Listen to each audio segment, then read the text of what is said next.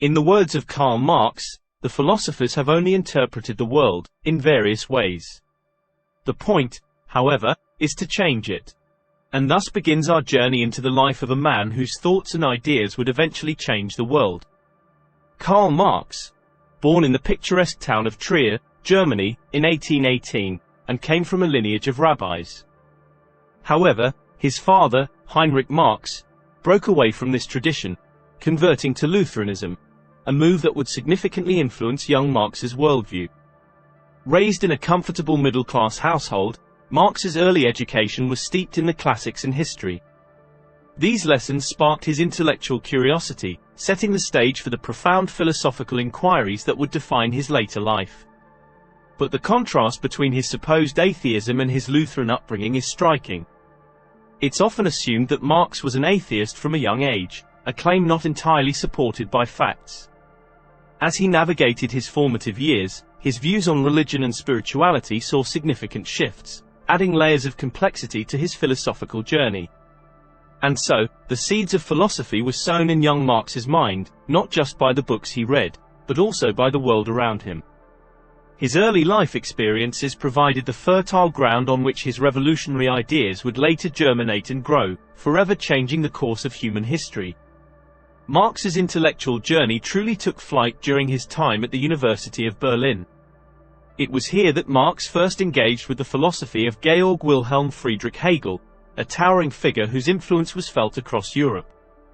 Hegel's dialectical method, which postulated that thesis and antithesis would inevitably lead to synthesis, became a cornerstone of Marx's own thinking. At the university, Marx became involved with a group known as the Young Hegelians. This radical band of thinkers took Hegel's philosophy and pushed it towards more revolutionary, even atheistic, conclusions.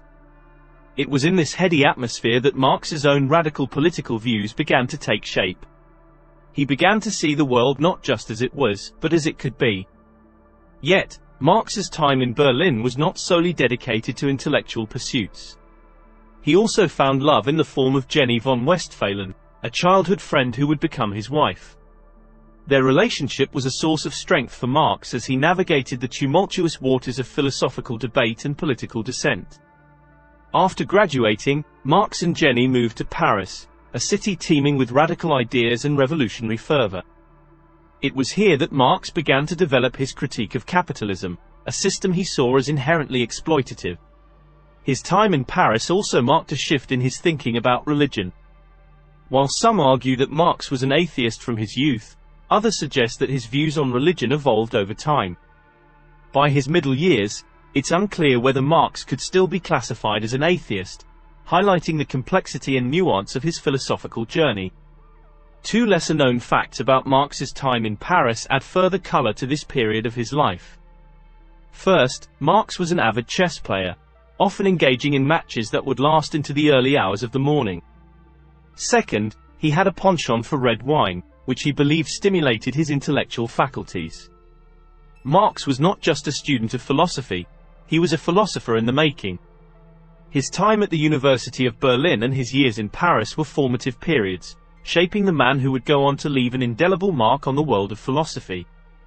Marx's life took a radical turn when he moved to Paris and met Friedrich Engels. In the vibrant intellectual circles of Paris, Marx found a kindred spirit in Engels. Forged in the crucible of shared ideas and mutual respect, their friendship would soon become one of the most influential partnerships in the world of philosophy. Engels, the son of a wealthy industrialist, was in stark contrast to Marx, the struggling writer and philosopher. Yet, they found common ground in their shared criticism of the capitalist system and its inherent inequalities. Their collaborative efforts culminated in the creation of the Communist Manifesto, a fiery piece of literature that shook the world with its revolutionary ideas. The manifesto was a clarion call for the workers of the world to unite, to rise against the bourgeois, and to seize the means of production. It was a powerful indictment of capitalism and a compelling vision of a communist society where wealth and power would be shared by all.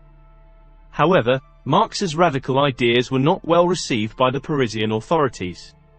In a move that only served to strengthen his resolve, Marx was expelled from Paris. Left with no choice, he moved to London, a city that would become his home for the rest of his life. In London, Marx continued to develop his theories, further exploring the contradictions and crises of capitalism. It was here that he wrote his magnum opus, Das Kapital, a comprehensive critique of capitalist political economy. Despite living in poverty and battling ill health, Marx remained undeterred, his intellect as sharp as ever, his spirit unbroken. In Engels, Marx found not just a friend, but a comrade in his revolutionary cause. Their friendship was a testament to their shared conviction, a beacon of solidarity in their struggle against a system they believed to be fundamentally flawed. Together, they dared to dream of a world free from exploitation, a world where the workers would finally be emancipated from their chains. Marx's magnum opus, Das Kapital, was a critique of political economy that shook the world. A transformative work, it delved into the inner workings of capitalism, unmasking its inherent contradictions and revealing its exploitative nature. Marx's analysis of capitalism was both profound and revolutionary, casting a new light on the relationship between labor, capital, and economic production. The 20th century, in particular, saw Marx's ideas take root in various parts of the world. His critique of capitalism inspired numerous movements, shaping the political landscape of nations from Russia to China, Cuba to Vietnam. Marx's influence was not confined to the political realm.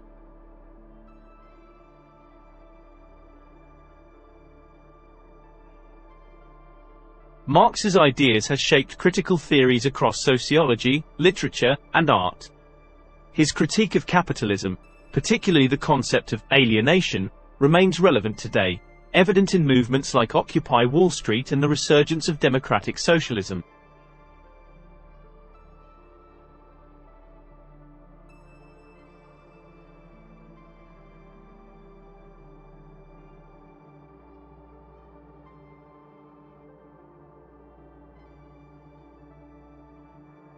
Before we conclude, here's a trivia question for you. Can you name the newspaper that Marx frequently contributed to during his time in London?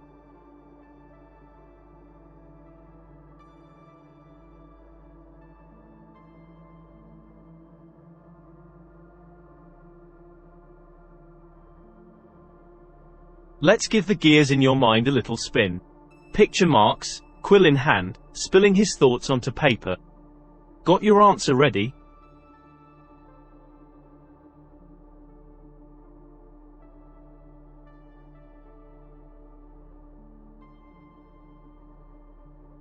The answer is the New York Daily Tribune. Yes, Marx was a correspondent for an American newspaper.